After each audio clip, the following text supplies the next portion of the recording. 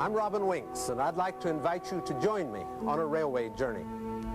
Not the kind where you travel from one city to another, but an excursion through the life and times of George M. Pullman.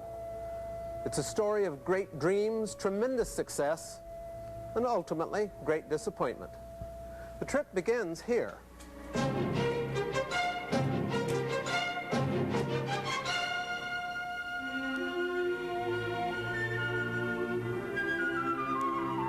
This is a Pullman Palace car, the invention that revolutionized railway travel and made George Pullman's name a synonym for comfort and luxury.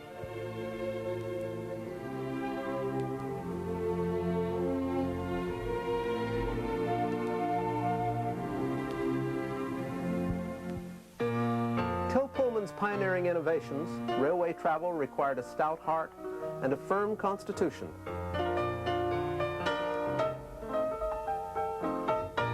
Accommodations were crowded, uncomfortable, and dirty.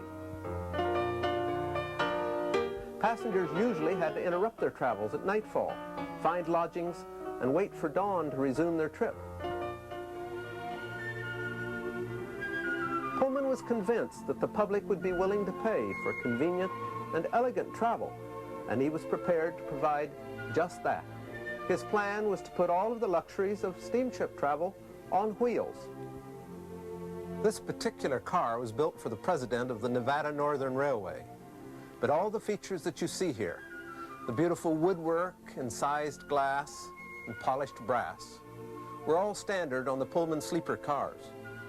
These pull-down berths, which allowed passengers to travel comfortably by day and sleep in equal comfort at night, were considered a marvel of ingenuity.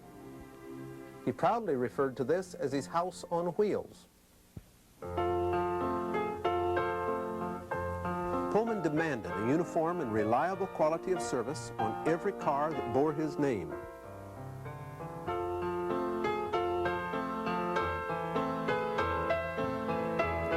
To maintain his high standards, he leased cars to the railroads rather than selling them, so that he could provide all services and maintenance through his own company.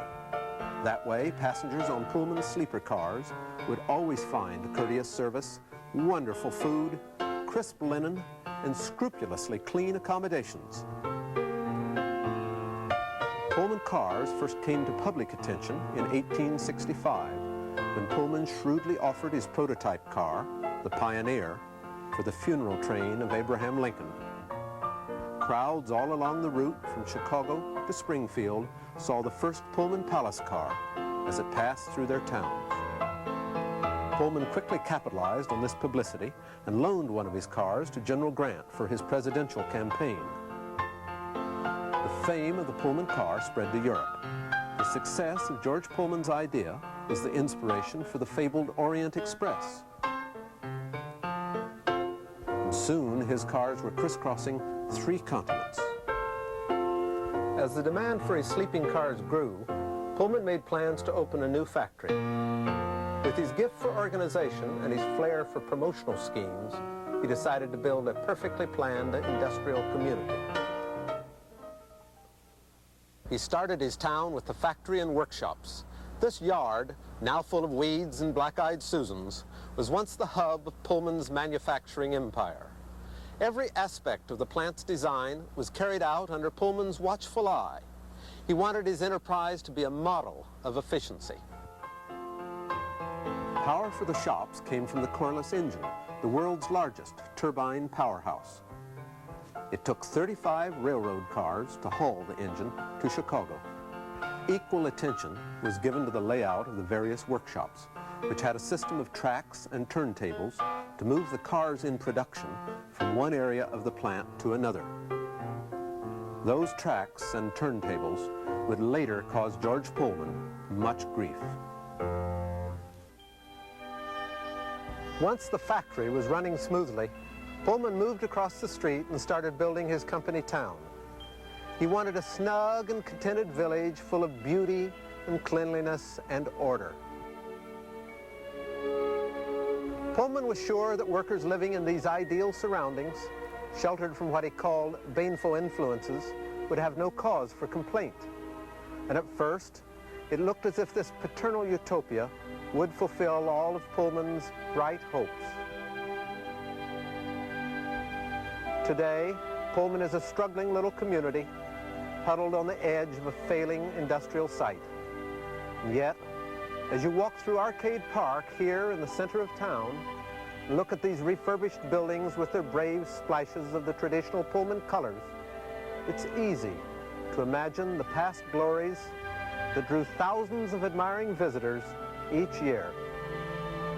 Construction began in 1881, and the town of Pullman was widely praised for its charm and beauty.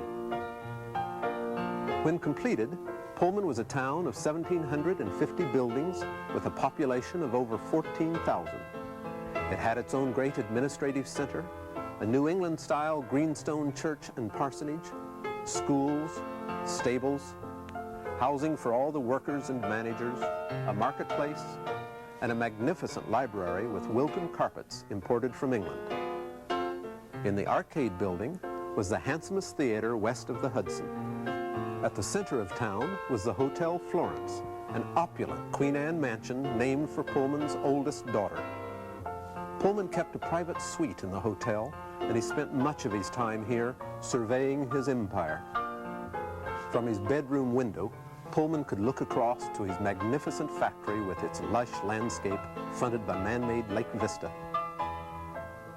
The hotel was outfitted with all the modern devices that were so dear to George Pullman's heart. The dining room and bar, which served the only liquor available in town, were lavishly decorated with inlaid woods, marble, and cut glass. Each room in the hotel had running water, a button to summon servants, and a heat-sensing device that would alert the town firefighters if a blaze broke out. The town was a public relations triumph. Visitors to the 1893 Chicago World's Fair thronged to Pullman by the thousands to see this marvel that had sprung up on the Illinois prairie.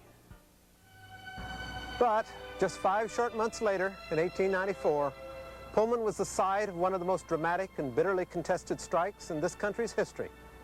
The Pullman experiment was derided as the worst kind of medieval feudalism, and George Pullman's grand vision was scorned as narrow-minded and self-serving. What happened here? How did Pullman's dream, so widely hailed and so eagerly applauded, turn into a nightmare? Perhaps it's because George Pullman understood machines better than men. His Pullman system relied upon uniformity, absolute control, and a steadfast devotion to the profit motive. These principles, so successful in the Palace Car Company's business enterprise, were a disaster when applied to the workers' community. While the worker housing in Pullman was attractive and up to date by the standards of the day, the workmen's rents were higher than those anywhere else in Chicago. Pullman residents made do with 1 water faucet for every 5 apartments and 1 toilet for every 2 tenements. Workers could not own their own homes, nor could they decorate or add personal touches to break the monotonous uniformity. And company spies kept track of all that happened in the town. The magnificent library could be used only by those who could afford the yearly subscription fee. Theater tickets were reasonably priced, but all the performances were hand-picked by George Pullman with an eye to their uplifting qualities and the utmost propriety. Even religion was strictly regimented. Pullman's Presbyterian and Roman Catholic workmen asked for permission to build their own churches, but were refused. If his townspeople wanted to worship, they could do so here, in the Greenstone Church, built for that purpose and available for rental to any denomination that could raise the fee. In Pullman, everything was required to turn a profit, even sentiment. One observer said that the very sound of the church organ intoned monopoly, monopoly, monopoly. Despite these restrictions, workers were afraid to move away because the men who rented from Pullman were the last to be laid off in hard times. And then came the Great Panic of 1893. Banks closed, thousands of workers lost their jobs.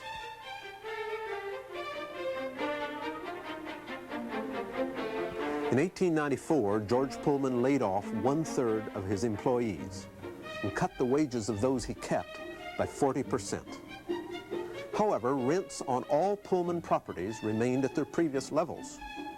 George Pullman claimed that his business consisted of 4 different companies, and therefore his roles as employer and landlord were separate and distinct, and that if the employer was forced to lay off workers, the landlord was still entitled to make a fair profit.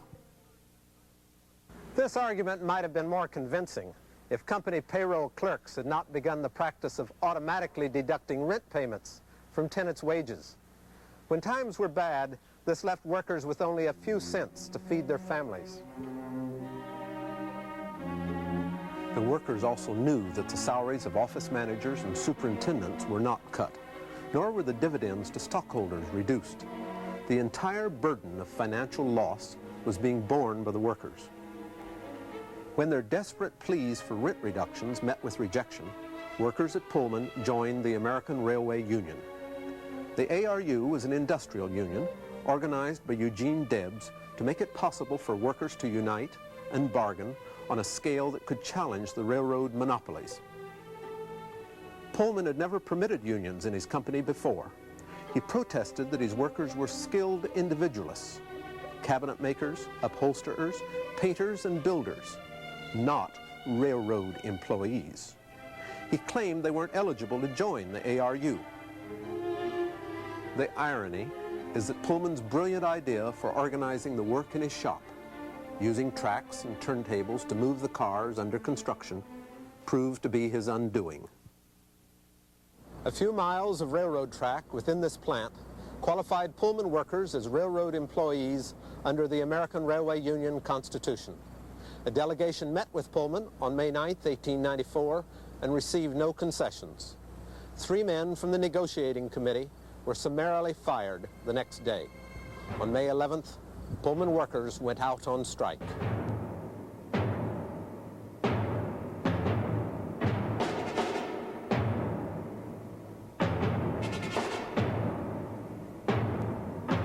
As the strike spread and gathered strength, the railroad owners sought help from the federal government. Public sentiment, at first favorable to the workers, began to change as violence broke out.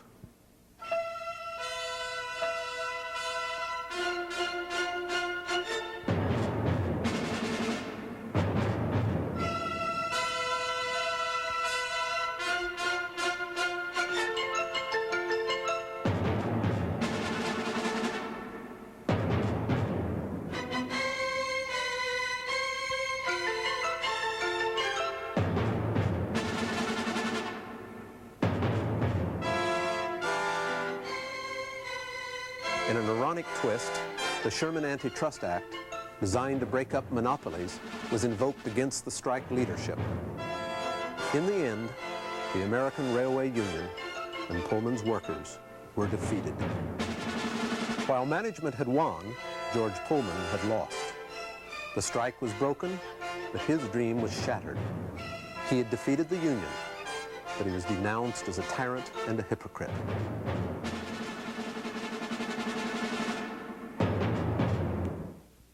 Pullman is buried here in Chicago's Graceland Cemetery in the company of his millionaire captain of industry peers. This simple Corinthian column, designed by the architect of Pullman's town, proudly marks the entrepreneur's final resting place. Pullman knew that he had made enemies and was afraid that the hatred he had inspired in life would follow him in death. He left elaborate instructions for protecting his remains against grave robbers. Carrying out Pullman's instructions for his burial took 2 full days. Beneath this proud memorial, Pullman's remains lie in a 500-pound cedarwood coffin lined in lead, wrapped in tar paper, covered with asphalt, and embedded in a chamber filled with layers of concrete, topped off with steel-bolted beams. Presumably, George Pullman rests in peace.